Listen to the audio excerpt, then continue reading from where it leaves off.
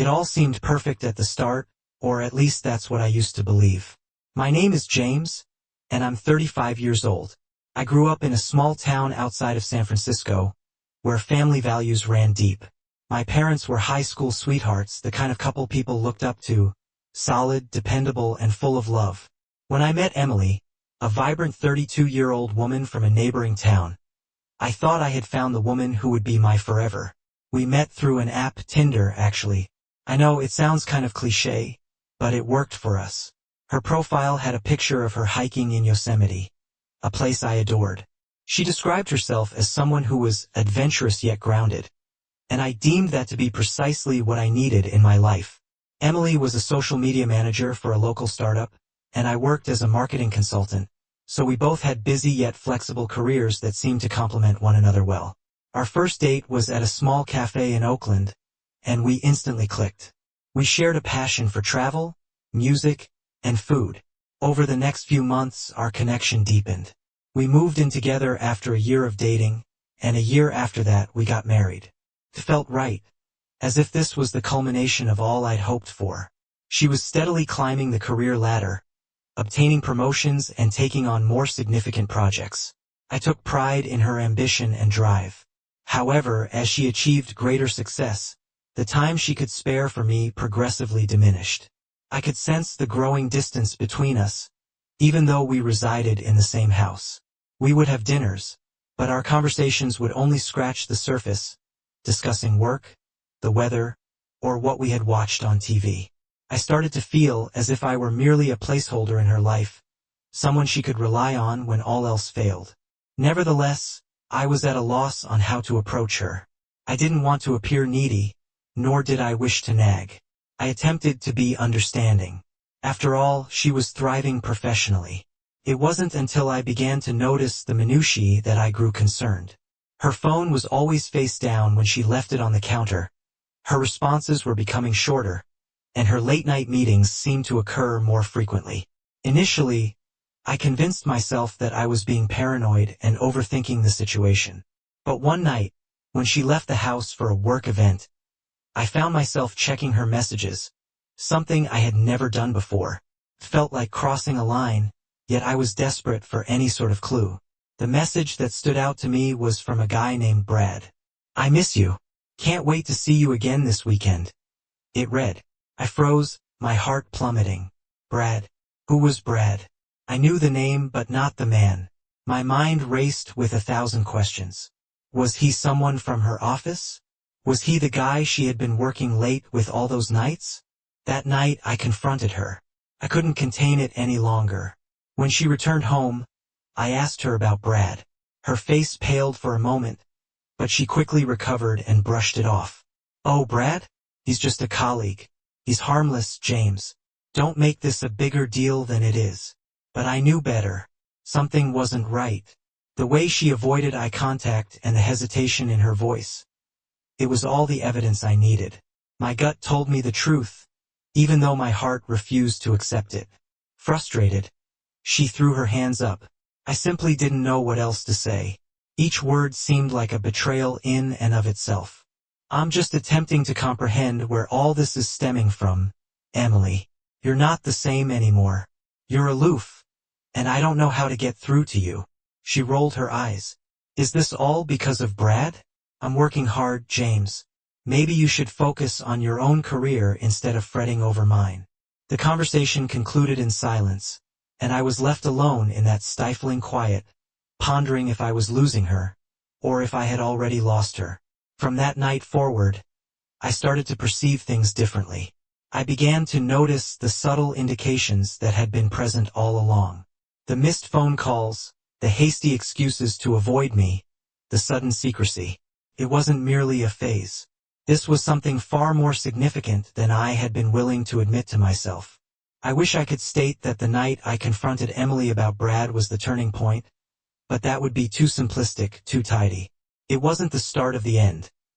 Rather, it was a crack in the foundation that had been gradually growing for months, perhaps even years.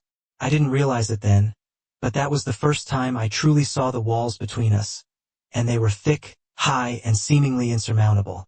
The silence within the house was oppressively thick. We would pass by one another in the hallway, not even sparing a glance. And when we did communicate, it was scarcely civil. Her late nights were happening with greater regularity, and I could sense the bitterness swelling up inside me. She wasn't even attempting to conceal it any longer.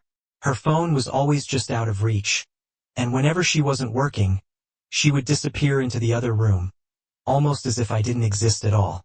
I made attempts to reach out to her. I tried every conceivable thing. I would cook dinner, hoping it would ignite some sort of connection. I would sit with her after work, watching shows we used to relish together, praying that something, anything at all, would bridge the gap between us. But nothing seemed to work. She would be on her phone, typing away, barely acknowledging my presence. And when she did look at me, her expression was cold and distant. It was as if she had already checked out, both emotionally and mentally. One evening, after yet another silent dinner, I decided I'd had enough. I couldn't continue to pretend that all was well when I felt like I was residing with a stranger. I sat down opposite her at the kitchen table, my hands clenched into fists, my voice steady though the words came out sharp. "Emily, what on earth is going on with us?" I demanded, looking directly into her eyes. "I'm not blind, and I'm not stupid. I know something is amiss. You've been distant for months. Don't you think it's time we talked about this?" I had been using work as an excuse for everything. "I don't care how busy you are, Emily. People make time for the things that matter to them. And I'm clearly not one of those things anymore." The words stung as soon as they left my mouth, but I didn't take them back. I had been holding that anger in for so long, and it finally exploded. I saw her flinch, but she didn't argue. Instead, she did what she always did when things got tough. She shut down. "You're being dramatic," she said quietly, her voice lacking any real conviction. "You always do this. You blow things out of proportion." I could feel my pulse racing, the heat of anger rushing to my face. "I'm not being dramatic, Emily. I'm being honest. And I need to know the truth. Are you seeing someone else? Is Brad more than just a colleague?" The silence that followed was suffocating. She didn't answer right away, and in that moment, I knew the truth. She was already gone, emotionally if not physically. But she wasn't ready to admit it yet. "I told you," she finally muttered, her voice small, almost like a child caught in a lie. "It's just work. It's nothing more." But I could see it in her eyes, the way they darted away from mine, the hesitation in her words. It wasn't just work. It was something more. And that was when the reality of it hit me. The person I had built my life with, the woman I had shared everything with, was no longer the same. She had changed, and I hadn't been able to keep up. I stood up from the table, my legs shaky, and walked out of the room. I needed air, space to clear my head. I didn't want to argue anymore. I didn't want to fight. I just needed to breathe. That night, I went for a long walk, hoping the cool evening air would calm my racing thoughts. My mind was a whirlwind of confusion, anger, and sadness. How had we gotten here? How had things slipped so far so quickly? I had always been the kind of person who prided himself on being logical, level-headed. But now all I could do was feel. And it hurt. I walked for hours, retracing the steps of my life with Emily, trying to pinpoint the moment things started to change. Was it when she got that big promotion? Or was it when she started staying out late with Brad? I couldn't find a clear answer, and that frustrated me even more. Emily remained in the living room, her gaze firmly fixed upon her phone. She didn't even glance up when I entered, and I couldn't determine which was more agonizing, the fact that she had ceased to care, or that I had permitted her to act that way for such a long time. The subsequent few days passed in a haze.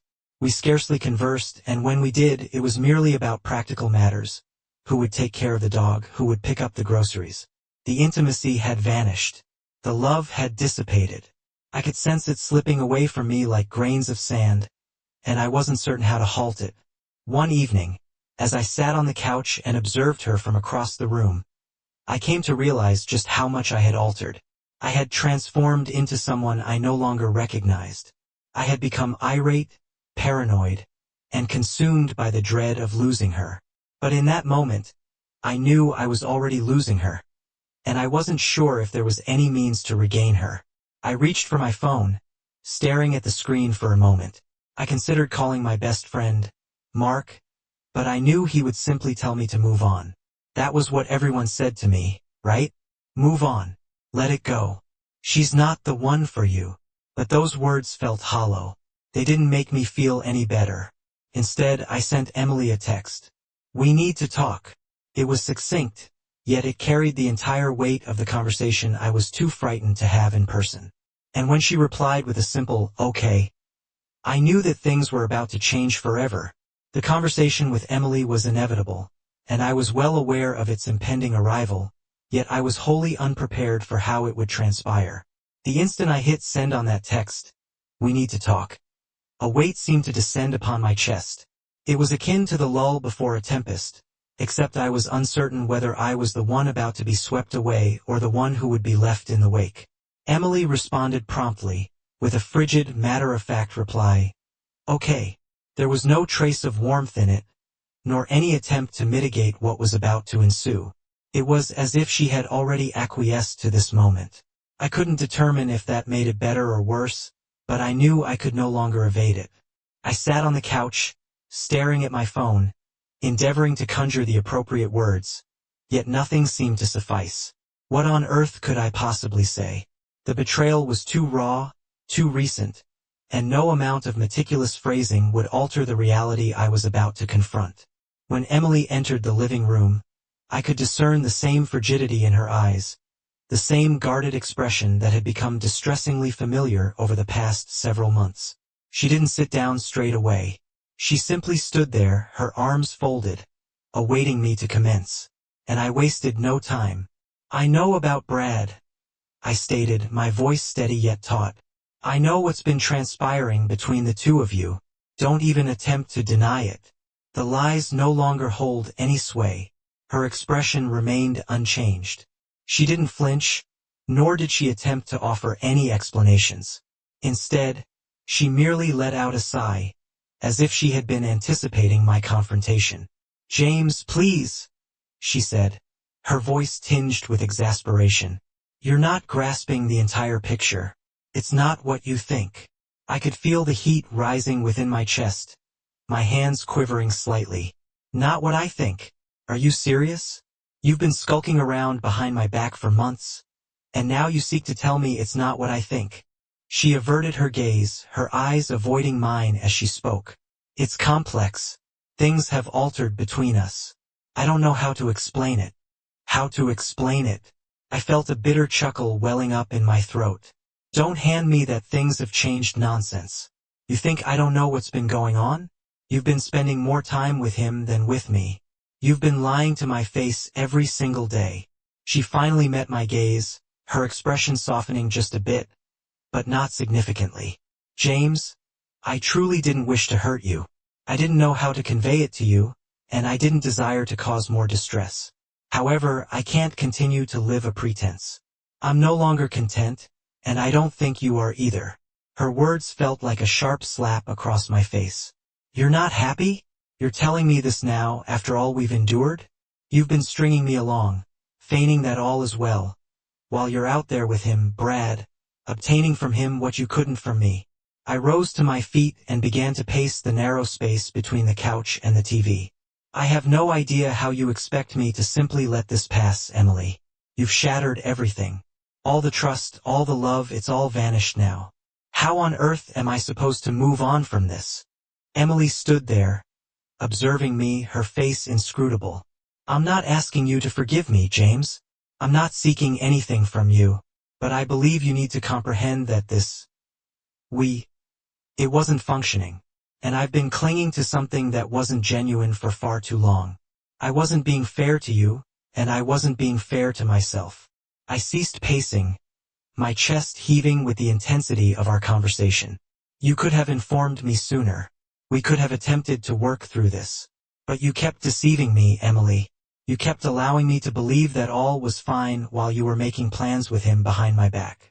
I don't know if I can ever forgive that. She took a step forward, her hands quivering slightly. I don't anticipate your forgiveness. I don't think I deserve it. But I think you need to understand that I didn't desire this. I didn't want to hurt you, but I had to be honest with myself. I was never going to be content remaining in something that wasn't right for me.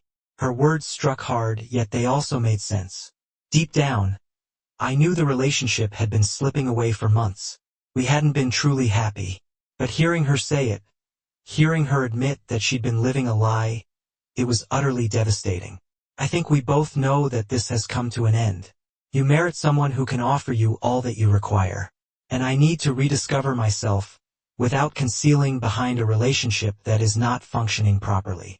I gazed at her for a considerable time, attempting to find something to utter, some final words that would bring clarity to it all. However, there was nothing remaining. The woman I believed I knew, the woman I had loved, had transformed into someone I failed to recognize. I suppose we're finished then, I muttered, more to myself than to her. Emily nodded, her expression a combination of sadness and resignation. I guess so. We stood there for a moment, neither of us certain of what to do next. The atmosphere felt heavy, laden with all the things we had not said, the pain we had not fully processed. I yearned to shout, to scream at her, to inform her of how deeply she had wounded me. But all I could manage was to stand there, submerged in the silence between us. Eventually, Emily made her way to the door, pausing just before she exited. She turned to me one final time, her voice scarcely audible. I'm sorry, James. I truly am. I hope you find happiness. And with that, she was gone. As the door clicked shut behind her, I felt the weight of all that we had shared come crashing down upon me. The life I had known was over, and in that instant, I had no idea what to do or where to go. All I knew was that the person I had envisioned growing old with was no longer a part of my future. The truth had ultimately emerged, but it did not make anything simpler. If anything, it made it more arduous. I sank onto the couch, my head in my hands, attempting to make sense of it all. It was not merely the betrayal that stung. It was the realization that the love we had was insufficient to keep us together. And perhaps, in the end, that was the most challenging part to accept. The feeling was like a punch to the gut. My mind incessantly replayed each and every argument, each instance when I sensed that something was amiss, yet I had chosen to disregard them. One morning, I awoke to an empty bed, the sunlight filtering through the blinds. I lay there for a moment, endeavoring to recollect what it had felt like to have Emily beside me. It had been an extended period since I last felt her warmth adjacent to me, an equally long time since I had felt truly connected to her. The ensuing emptiness was overwhelming. I grasped my phone, scrolling through the contacts, fully aware deep down that reaching out to anyone wouldn't rectify the situation. But I still felt the urge to extend a hand. I couldn't keep all this bottled up within. So I dialed Mark, my best friend since college. He had always been the one to offer the unvarnished truth, and at that moment, I needed that more than anything else. Hey man, Mark answered on the second ring, his voice warm yet carrying an undertone of concern. What's going on? Not much, just attempting to keep my head above water, I said, striving to sound nonchalant, but the weight of my words was palpable. She's gone, Mark. Emily's gone. I heard a sigh on the other end of the line, and I knew he comprehended. Mark had always been the one to see through the pretense, to recognize when all was not well. I know, man, he said softly. I'm sorry you're going through this, but you have to understand, this wasn't your fault. She made her choices and now you've got to make yours. It's not easy, but you'll persevere. Yeah, I know, I said, the bitterness in my voice blatant. But it doesn't make it any easier. I don't know where to go from here. I feel like I've lost everything. You haven't lost everything, Mark replied firmly. You've lost something, but you still have you. You still have your life, your future. Don't forget that. His words struck harder than I anticipated. They were precisely what I needed to hear, yet it didn't alleviate the pain. It didn't alter the fact that my entire world had been turned upside down. But Mark was right. I had to figure out how to move forward. I couldn't continue to dwell in the past, replaying all that had gone awry. The place held a certain allure, no more, it was everything about it. The walls, the furniture, even the very air seemed to be saturated with memories that I was unprepared to confront. I craved a transformation. I required something novel, something that would enable me to breathe freely once again. I packed a bag and leased a diminutive mobile home nestled in the hills. It was unpretentious, possessing merely the essentials, sufficient for my survival, but nothing excessive. It wasn't glamorous, yet it belonged to me. It was a locale where I could commence anew, where I could elude the persistent reminders of Emily. Upon arriving there, I was struck by the serenity and tranquility. The air was fresh, the vista of the hills and trees was soothing, and for the first time in weeks, I experienced a sense of alleviation. There were no distractions, no clamor, just the chirping of birds and the rustling of leaves in the wind. I felt as though I could finally hear my own thoughts clearly. But even within this novel, secluded place, the pain did not dissipate. I still ruminated on Emily constantly. I continuously replayed our final conversation, our last moments together, pondering if there was something I had overlooked, something I could have done differently. The truth was, I knew there was nothing I could have accomplished. She had made her choice and I had to make mine. In the weeks that ensued, I began to discover small means of healing. I recommenced running once again, an activity I hadn't engaged in for months. I would wake up early, don my shoes, and embark on the trails in the surrounding woods. It was a physical liberation, a way to divert my mind from matters, even if only for a brief period. There was something about the cadence of my feet hitting the ground that aided in clearing my thoughts. It wasn't effortless, and there were instances when I felt as though I couldn't persevere, but I pushed through. I also initiated cooking for myself anew. Emily had always been the one to cook, and I had forgotten how much I relished it. I spent hours experimenting with new recipes, attempting to find something that would make me feel a tad bit like my former self again. It was a gradual process, but I was rediscovering the things that used to bring me joy, things that I had pushed aside when I had been ensnared in a relationship that had gradually depleted me. After I left the company, I encountered her at the local store. We struck up a conversation, and it flowed naturally and effortlessly, as if no time had elapsed. We chatted about work and life, and eventually the topic shifted to relationships. Sarah had heard about Emily and me, and we briefly discussed what had transpired. "I'm sorry, James," she said, her voice tender. "I know how deeply you cared about her." "Yeah, well," I replied, shrugging. "I thought I did too. But sometimes, things just don't pan out the way you envision them." We stood there chatting for a while, and for the first time in a long while, I sensed a sense of normalcy. It was a fleeting moment, yet it reminded me that I could regain a life, that I could connect with others, even if not in the manner I had initially planned. In the ensuing few weeks, I continued to see Sarah. She would drop by for coffee, or we'd catch up on weekends. It wasn't anything romantic, at least, not yet, but it felt good to have someone around who comprehended what I was going through. Felt good not to be constantly alone. As I spent more time in the hills, away from the commotion and chaos of my former life, I began to realize that I was gradually healing. The pain didn't vanish overnight, and there were still days when the weight of it all would bear down on me, but I was growing stronger. I was rediscovering who I was without Emily, without the relationship that had consumed so much of my energy. For the first time in months, I felt a glimmer of hope. The path to recovery was long, but I could see the light at the end of the tunnel. I wasn't certain what the future held, but for the first time I was anticipating it. I was no longer defined by the betrayal or the pain. I was learning to move forward, to rebuild, and to trust that one day, I would be okay once again. And that, in and of itself, felt like a victory.